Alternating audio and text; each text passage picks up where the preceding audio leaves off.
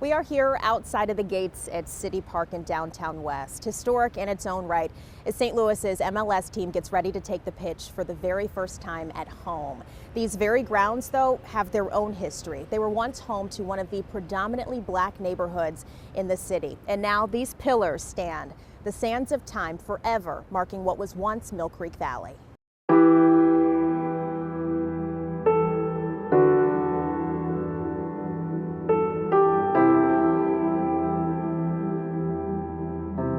We can't bring it back. This is what happened. Decades have come and gone for Vivian Gibson. It's the past.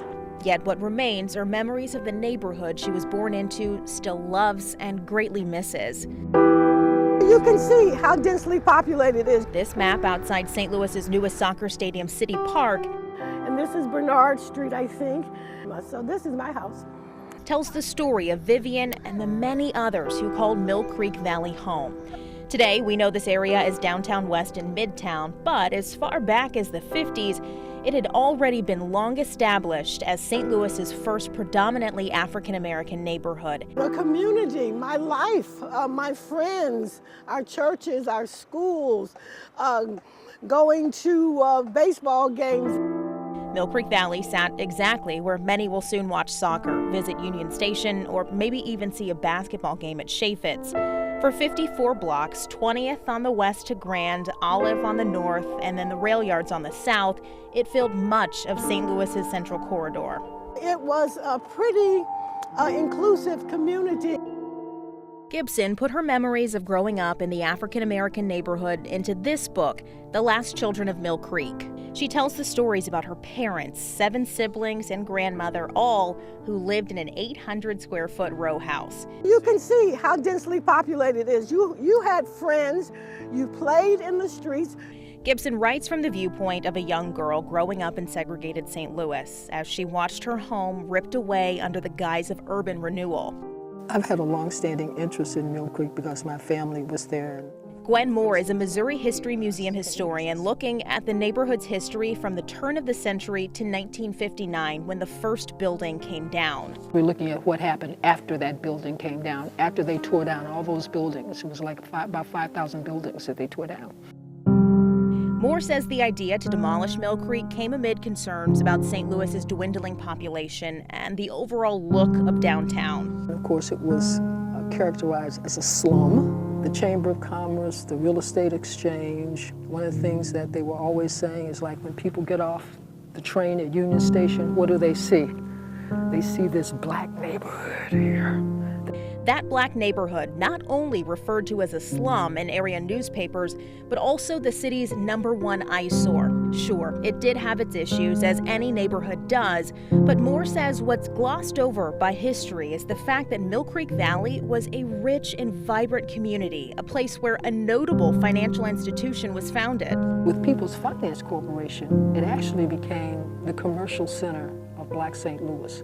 Joseph Mitchell said that it was the first commercial building built by black people in the country, and it was located in Mill Creek, right where Wells Fargo Advisors is today. Moore says the People's Finance Corporation had dozens of offices, a rooftop garden, even a ballroom. Doesn't sound like a slum to me. Everything, though, started to change in the mid-50s. City and county voters gave approval in '55 for a $10 million slum clearance bond issue. In '59, the first wrecking ball hit.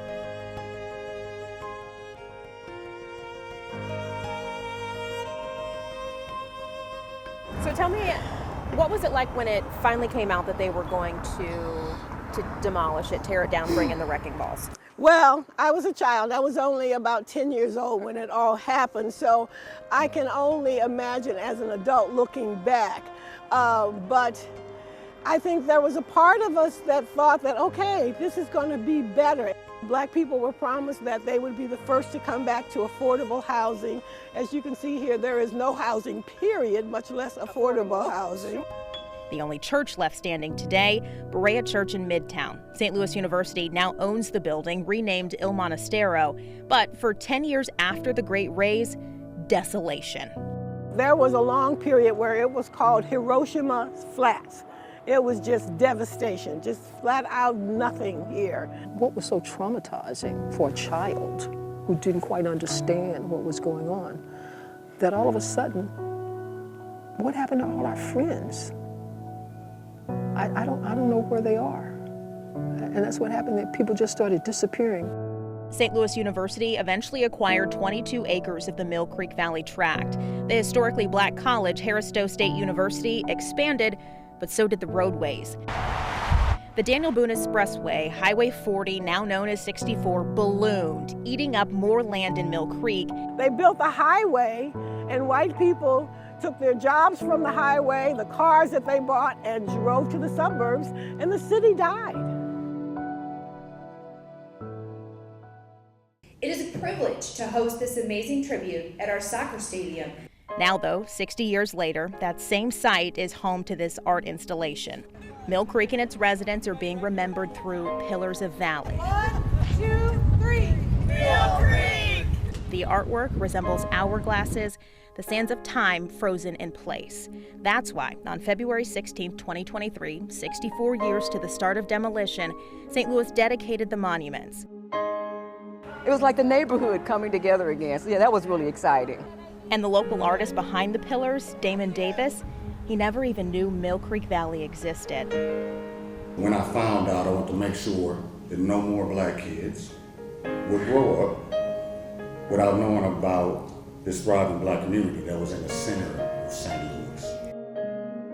And now for those who do know what's been lost, the future will know what was taken. And we lived in this segregated society that restricted us, contained us, but we still created something that was really special. We can't bring it back, but we can certainly learn from our past. And I think that's what's most important.